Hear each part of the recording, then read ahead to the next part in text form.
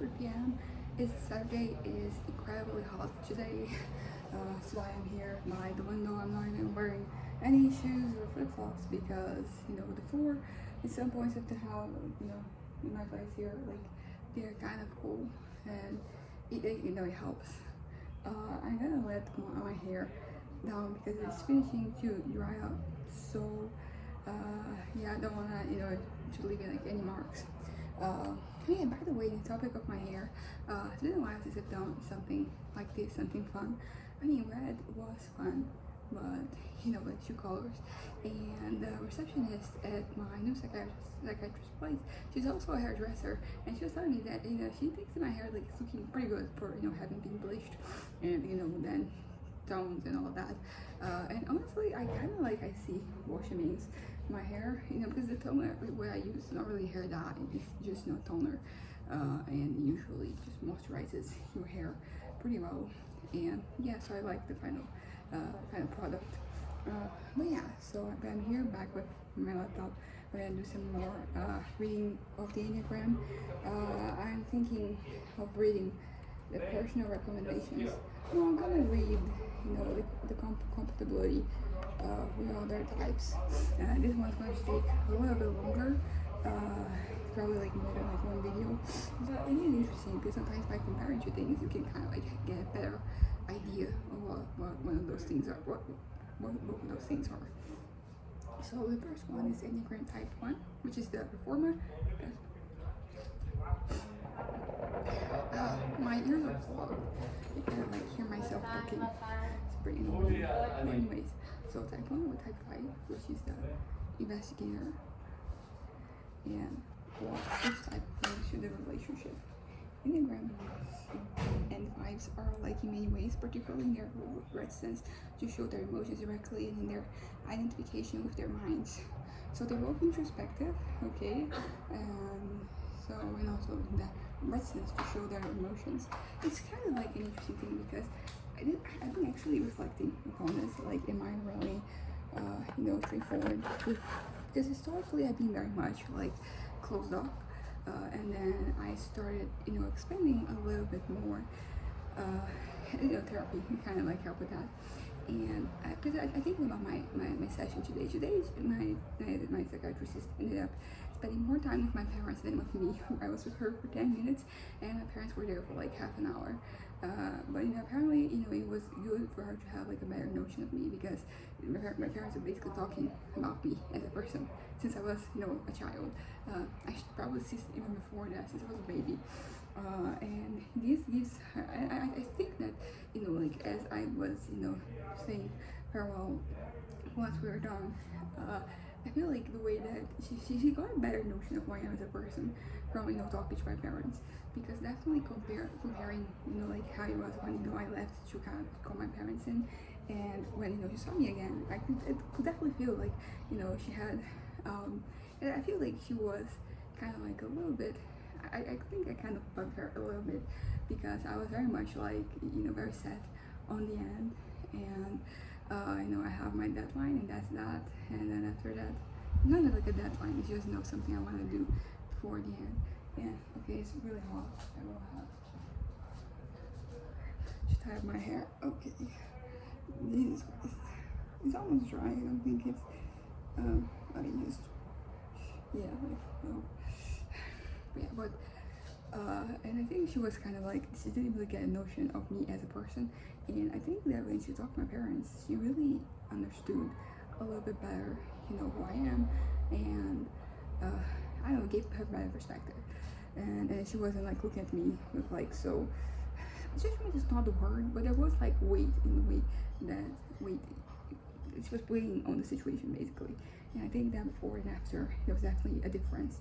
Because I feel like she was also kind of like clued in into like the things that I do, that I have done, like both, professionally for school, my hobbies, my interests, all those, which I don't think I have told her. So I think that as far as she was there, I was kind of like a blank slate with like not much, going on. So when, she talked to my parents, she got a better notion of me. But the thing is that I wanted to talk about is the whole thing of like you being forthcoming with information about yourself, because I think I share information, a lot, but like I don't really share emotions. You know, like I basically share, you know, the thing once it happened, you know, after it happened, you know, I can share it because there's no emotion left. So it's just me stating facts basically. But yeah, but the sharing emotions, like that is still something that I reserved. I actually don't know, like it is, I mean, because I am so overcome by emotion, like a lot of the time. But usually these moments, they are kind of, you know, just between me, myself, and I. And when I do share things, it's, I don't know, like I'm not really showing, demonstrating, you know, the fact that I am maybe going through emotional distress. You know, it's just like words, which, you know, like they get the job done, you know, in terms of communicating what I'm feeling. But you have to know me, because it's something that, like, I think people who know me, they know that, like, I do this, you know, little dissociation thing where I don't really let emotions show when I am in the presence of individuals. I just keep that to myself. But you know, there's a lot of emotion that happens. But yeah, that's it. Let's continue. Both see themselves as fact-oriented, although fives are more purely mental, while ones, like their ideas and philosophies, to have practical ramifications. Yeah, definitely the five here. Because you know, like practical ramifications to things, like very important, because ultimately, like, you know, like there's the world in your head and there's the world, you know, outside of your head, and like you live in the world outside of your head. So it's important for, you know, it to be flowing well and for you to be doing well here, right? But I feel sometimes I get yeah, I get kind of like stuck, and I'm not really, yeah, I'm not really thinking about, you know, the practical ramifications.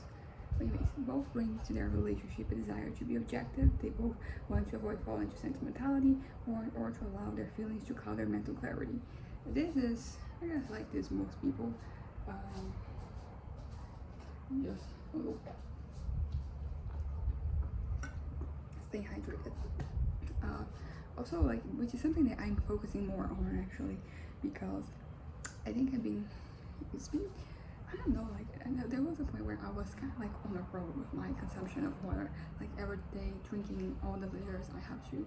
But you know, from like a month ago to now, it's been kind of all over the place. I think it's also because I'm going out a lot, you know, just not going out, but like spending my day outside of the house. And as a consequence, you know, it's harder for me to get to water. I mean, you can always buy it, but like I'm not gonna buy a water bottle when I have perfectly good bottle right here. But yeah, I try to be objective,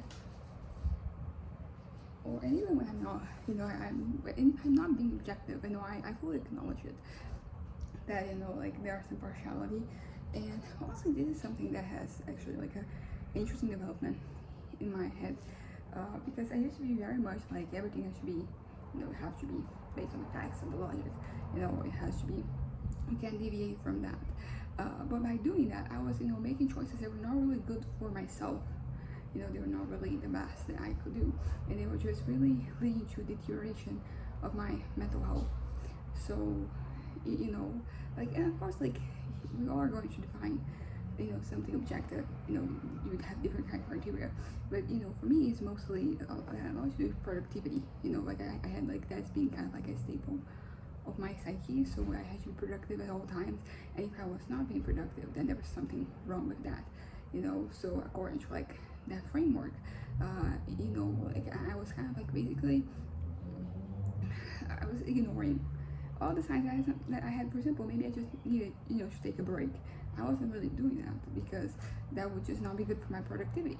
So that was kind of like a fact to which I was, you know, attached to myself, but it's not really a fact that, you know, is present in my mind anymore. And as a consequence, I'm doing much better. You know, like I'm healthier. I'm, you know, almost reformed, you could say. But ones and fives share a rich mental life of intellectual stimulation, curiosity, and a multiplicity of mutual interests. From the opera to sports to politics to economics to history and so forth.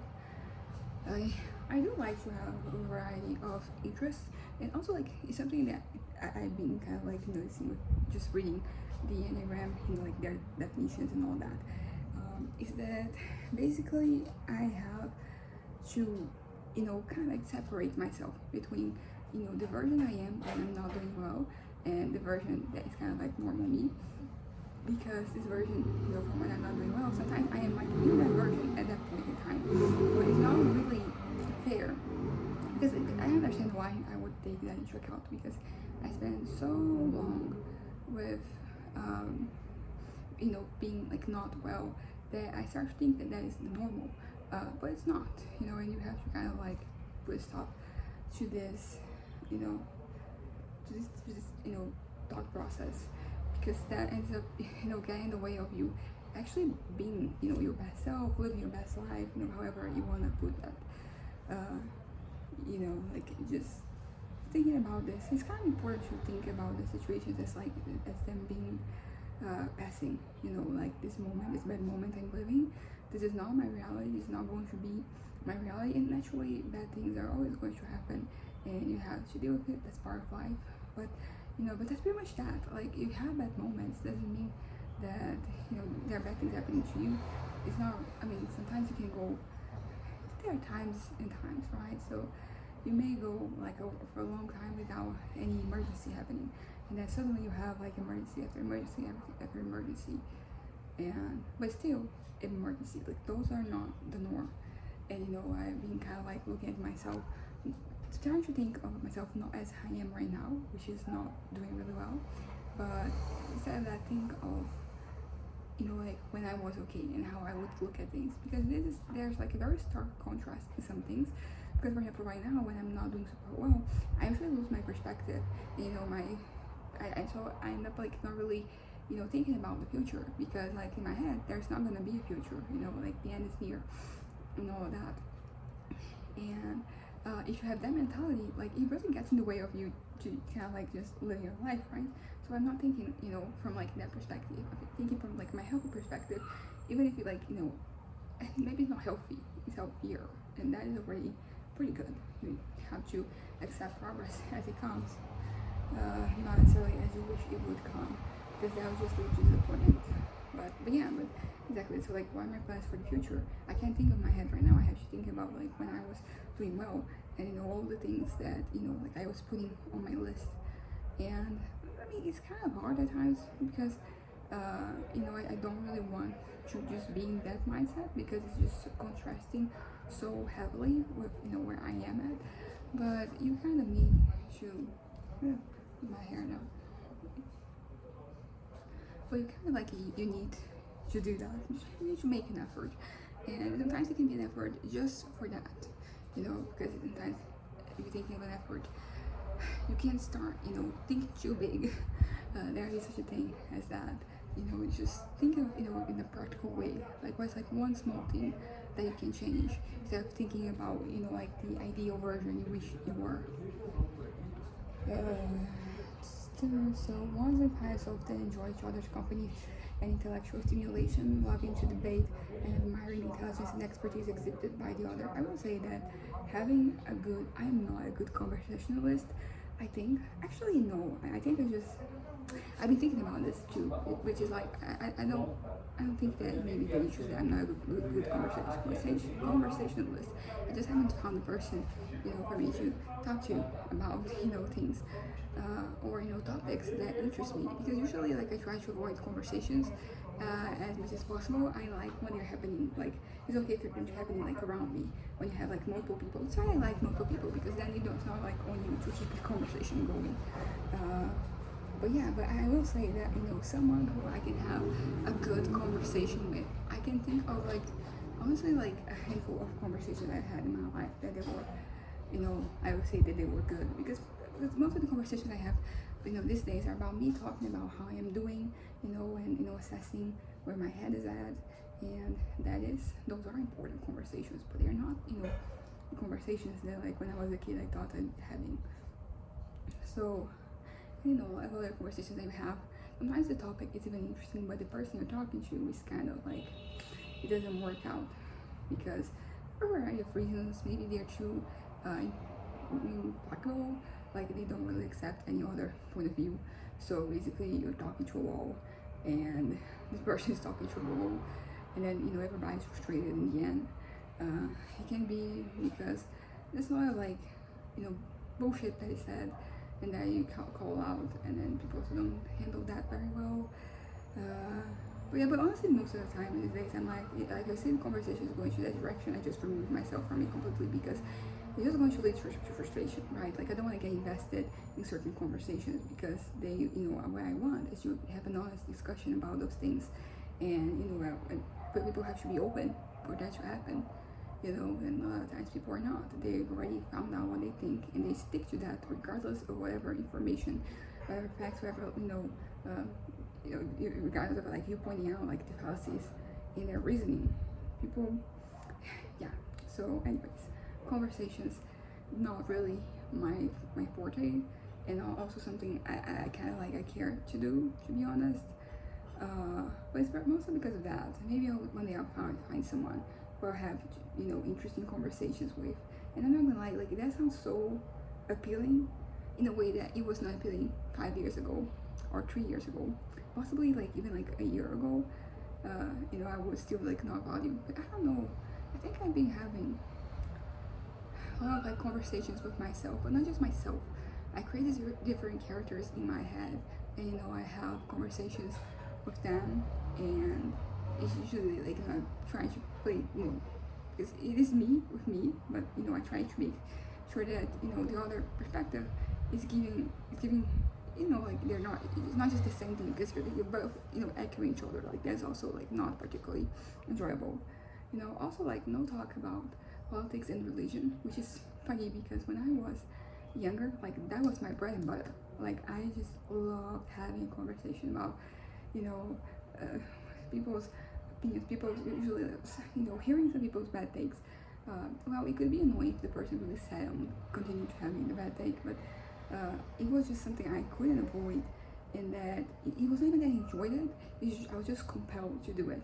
But some years to now, I'm yeah, that is pointless, because you can't convince people of something if they don't want to be convinced. People have to be open for you to just have an honest discussion about the flaws and shortcomings of whatever we think and all that. Because I'm not gonna pretend that the way that I think, the beliefs I had, my politics, my takes on religion, they're not, just kind of right and whatever. No, there are shortcomings, even if it's just in the practical application of things, which is kind of a big theme in some of the ideas of, not really my ideas, but of folks, that circle me. But yeah, so I used to be very much compelled to be part of those conversations, and as of lately, no, I don't want that. I want to discuss, important things, have, deep conversations, but not about that. I've had my share for my entire life, which is why, but, and then, you're thinking about what you can discuss. And here are some examples, there's history, also sports, also, I would actually, I do have, because the thing is, sports can also be really polarizing, and of all the things that I would like to have a polarizing conversation with, that is the one that is the least, why, if you're gonna have this level of disruption, let it be for something that can actually impact the person. I mean, sports can impact the person. I'm not trying to be condescending here, because I also like to watch sports, so it's not not saying that those things don't matter. It's just that it's kind of the kind of thing that you're discussing. It's not gonna change who you're gonna vote for, basically. I'm trying to say. But yeah, and philosophy too. Philosophy is something that I remember having. We had classes of philosophy, when I was in high school, and I always enjoyed, sometimes just listening to my teacher, teaching. But then I also had my own conversations with myself, because I was very closed off. I didn't really want people in my life, so I had many conversations with myself, and it's something so interesting, and it's kind of it allows for you to just explore complex themes, you know, and at the same time go deep into like, you know, your psyche, and, you know, learn things about, you know, why is that you think the way that you do, why is that you have the tendencies you do, that type of stuff. So yes, you don't need politics or religion to talk about that. Although, and also like the thing to talk about religion too, because, you know, politics, I think I had more of a shift, you know, in like, okay, we're not talking about this because it's pointless. Religion, it can still you know, like have some interesting conversations. It's just that sometimes it can be a very sensitive topic, and then people, they're not really ready to engage with the possibility that, you know, the thing that they believe in isn't really real, you know, which is something that like I feel like I can to a certain way relate to, because I think for the longest time I wasn't really ready to engage with the possibility that the things that I don't believe in could be indeed real. And like right now, in this past couple of years, I think I've, you know, grown more into myself. And also like the trauma is very relevant. I had like very heavy religious trauma, and I also have like other trauma that, you know, is circumscribed, it's circumscribed, you know, like my religion. So, you know, like it was kind of like piling up. But yeah, but I still discuss religion, but, you know, I don't, but it has to be in an environment where people, you know, are willing to kind of like, you know, really discuss, you know, what they believe, and be able to put themselves in the headspace of, you know, someone who thinks the very opposite of them. But yeah, anyway, so once I guys often enjoys, oh, I already read this. So yeah, so with all this to say that I don't know if I ever could say that like I've enjoyed the company of people. It's something that I still struggle with. I'm developing, I'm getting, you know, better, and I'm having some examples. For example, I'm gonna go out with my cousin next week, and it's going to be the second time we have gone out, and you know, like we are developing a rapport, and it's interesting because well, I mean, like now she's an adult, so, you know, there's that. I mean, although she's a young adult, she's gonna turn 19, so that is an age where you're still like, you're kind of like developing your sense of self still, although like you probably think at that point that you already know who you are. Oh yeah, but so for example, this is an example of like me actually engaging with people and trying to, you know, develop, you know, to establish a connection, and, you know, it's happening, and it's something that I'm more open to. I'm kind of like noticing. Historically, I've been very, you know, kind of like pretty much like I'm here, everybody stayed like 10 feet away from me. You know, I don't want to interact. But I think that lately I've been like, no, there is value in that, and not only value, there is like something meaningful that can, you know, something that you can look forward to in your life. So that's a possibility. I don't have any actual practical examples of this, so I'm gonna say that like, sure. Unexpectedly, they tickle each other's funny bone. Their pair spare love to laugh together at life's absurdities. Child rearing, traveling, building a house, shared hobbies, or other complex activities are mutually stimulating and bonding for them. This actually sounds like fun, not gonna lie.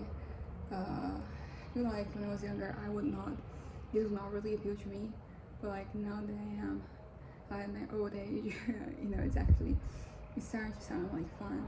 And it's even something that's even reflected in a lot of like my fantasies, you know, because they always reflect what you want. You know, what I want hasn't really changed. I mean, it has taken different shapes, but, you know, it's still pretty much the same. And, you know, the gist of it is the same. But yeah, I've been acquiring some like new, interesting. I don't know, like it's just like I've been desiring some things that I haven't really desired before, and I think this is kind of an example of, you know, having someone to have, you know, good conversations with. It doesn't have to be, you know, every single one, and it has to be like deep or whatever, just someone you can talk to. And of course I have, for example, my parents to talk to, I have friends, but like I feel like all these people I have, our relationship, it's not for those relationships. Those talks are not for those interactions, you know. I don't know, I could, but like I don't really feel like doing that any of them, you know. So it is what it is. They both are highly respectful of personal boundaries. I will say I do agree with this. I would say I'm a sucker for a boundary, and for the longest time it kind of was, because, you know, like basically I had boundaries that were kind of like, you know, getting people a little far away from me. So when other people had boundaries too, like that was always great for me because then it was more of a mutual thing. Because if you're not really at the mutual level, like it just leads to frustration and disappointment, and that's not what I want. Not for myself, not for somebody else. Rarely being the one to make the first move in anything regarding intimacy unless they have pretty strong signals from the other that they would be welcomed. Honestly, this is actually very true. Like I kind of like to just shoot my shot, to be honest, but like honestly, like in a very deniable way, right? And I don't really act very headstrong unless I know I can see the pretty strong signals. Like that is the key. That is so. Yeah, I relate to this. Thus, one advice tends to bring a certain formality and courtesy to each other that can be charmingly courtly, or an old-fashioned. Usually, like old-fashioned, it's just drink that I would drink. But no, I try not to, because I'm very much, like moving, forward. I just, continue to evolve. And but sometimes, like, there are certain things that come from, like the past that they are applicable. And I don't know, I think that basically a lot of times actions, they're done with a certain meaning, a certain intent, and a lot of times it is political. And whenever it's, there are a lot of things that I will not really engage with because it's not because of what they are, but because there's that political undertone to them, and I don't want to condone anything. But like there are some things, I don't know, I think that I think a big, because on one hand, like I'm trying not to be, I'm not very like old-fashioned, but at the same time, like there are a lot of like culture that we lose if we don't keep it alive. So, stuff that comes from the past. So like I also value things from the past and not just trying to destroy everything. I'm trying to destroy a lot of things, but like not everything. And also like a lot of times, like I don't want to destroy the thing itself. It's just like the reasoning behind it. Let's remove that, then we can have the thing. But yeah, once add to this, okay, let me just go slowly. Wants to add to this concern with logic and order, with systematic thinking, attention to details, and the desire to improve the world around them. Fries bring curiosity and the willingness to be intellectually and sexually adventuresome, taste for the bizarre and illogical, and the ability to relish disorder, chaos, and lack of apparent meaning. I do actually relate to this definition of fives. Yeah, this is nice. I would say that the theme. Yeah, I don't know. I feel like this description of the ones is something that when I was like 16, it was a little more poignant. And I mean, except for maybe the part of like improving the world. I mean, technically, I do want to improve the world, but it's more in a general way. It's not so much specific. It was like back then.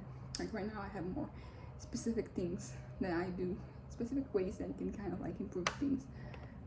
Things that I can do. They are a little bit more practical than just imagining. But yeah, so curiosity, willingness to be intellectually and sexually adventuresome, a taste for the bizarre and illogical, and ability to relish disorder, chaos, and lack of apparent meaning. Yeah, this is something that is very true for me, particularly like right now, because I think of like the lack of meaning. It was for the longest time kind of kind of like a Achilles heel for me, because everything had to make sense. So something that didn't, something that existed, like with no meaning, was kind of like poison almost. But these days I do relate to this. Yeah, so like the bizarre, the illogical, the relish, disorder, chaos, and disorder, chaos, disorder, and like apparent meaning. There is quite affectionate appreciation in this pairing. If romance develops, it develops slowly but deeply. I feel like that would be. I'm not anti-romance, but like it's just that I feel like you just have to find somebody who is matches you like mentally. Oh, my pink ring. I don't think it's not the same color for this. But yeah, I think you just have to find somebody who is at the same wavelength, as you. And my experiences personally have not really been, that hasn't really been the case. And nobody, in the wrong or anything. It's just that people are different, and sometimes, your differences complement each other. Sometimes they kind of get in the way. of you, you know, existing together. I like this notion, quiet, affectionate appreciation. I like this, you know, like this. If I were to be, you know, in a relationship, this is something that I would like. You know, the quiet part is great, the appreciation is great, affectionate is great, two together, pretty good. Now we have potential trouble spots or issues. This is going to be the last thing I'm gonna read, and I'm gonna wrap this up because I'm starting to get a little dizzy. I think it's because it is hot. You know, this happens when I'm hot. You know, just that I get a little fainty, and you know, I start seeing light spots, and then I have to sit down. So I'm gonna read this, and then I'm gonna sit down. So potential trouble spots or issues. As intellectual as both types tend to be, they are also opposites in important areas, and this can lead to conflicts and eventual breakdown of their relationship. Most seriously, one tends to believe in the objectivity of certain truths and believe that once these are known, there is a possibility of arriving at objective certitude. This is something that, like, as I said before, it's like 16-year-old me, very much. I kind of like, I see some of that. Me right now, I'm okay with the lack of, you know, certainty or certitude, as they say. One feel like their ideals and philosophy have given them contact with some form of ultimate truth, and therefore they're living from a viewpoint in which acquiring certainty is a moral imperative. Once again, kind of like made more sense when I was younger. I mean, it's not even like my thing, but yeah, like the thing of like finding like the truth, you know, like the one, you know, objective reality. That was something that, you know, used to kind of like drive me insane. Specifically, you know, when I couldn't be found, or I couldn't, because sometimes I would find, you know, the answer, but you know, people wouldn't necessarily agree. And as I said, sometimes if people disagree with you for valid reasons, it's kind of easy for you to accept. But sometimes people, they just don't. They just like, you know, like I believe this because it is what I believe in. It doesn't have to be right. It's just the thing I believe in, you know. And that was like that just drove me completely fucking insane.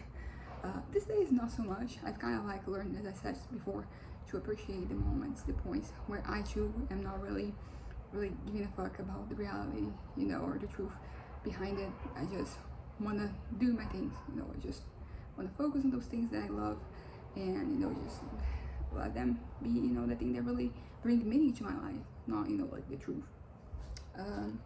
Science, on the other hand, feel that there is no such thing as objective truth, merely possible interpretations for what seems to be objective reality. Oh yeah, this makes more sense. Yeah. But yeah, anyways, we may come to some degree of consensus, but that does not necessarily mean that our consensus reflects anything completely objective. Yeah, that is actually something that it makes more sense for me. That is kind of like, you know, closer to what I think right now. So it's kind of crazy because when I was reading the rest of it, basically with a lot of it, it was like, oh, I used to be more like this, not so much right now. And now this is pretty much like, no, this is me right now, not so much back then. But yeah, but this is actually kind of like an interesting one that I kind of like came to accept, you know, very painstakingly. You know, is that just because we come to some degree of consensus, that doesn't mean that necessarily our consensus reflect anything objective, completely objective. You know, even if we agree, doesn't mean that we found, you know, the truth. Just that we found a truth, you know. And there are many of them, unfortunately. You know, I detest some of them, not gonna lie, but you know, it's still kind of like, you know, it is there. It is something someone believes in. If one person believes in something, then, you know, it's another, you know, thing to the roster that you're gonna add. It's another possibility. Not necessarily, I mean, of course, like some things are more likely than others, but you know, there are a lot of times like the one certainty that you come to isn't so much isn't so much something that, you know, it isn't really reality. You know, it can accommodate many truths, basically. So there's not just like one. You know, it depends on, you know, like on you and what you think and what you believe in. A lot of times, not so much what you think, but what you believe, what you feel, and based on those, you know, there are, you know, different possibilities that are thrown out there. They're like, some of them, they're wrong, they're clearly wrong, but you know, I can't discount them. You know, the fact that I can just pretend that they don't exist because it is a truth to someone, basically. So anyways, bye.